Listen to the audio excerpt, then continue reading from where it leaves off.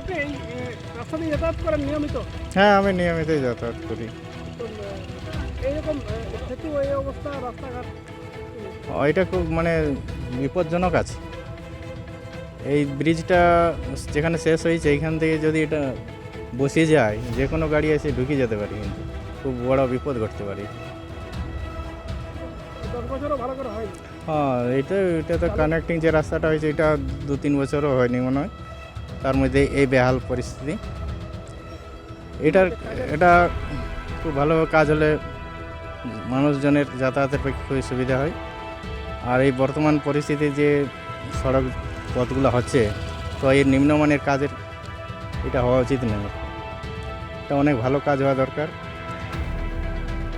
কেন্দ্রীয় সরকার, রাজ্য সরকার মিলে যে কাজগুলো হচ্ছে, তারা এটা খুব ভালোভাবে করে দেওয়া দরকার তাদের জনস্বার্থে, এটাই আমি বলবো।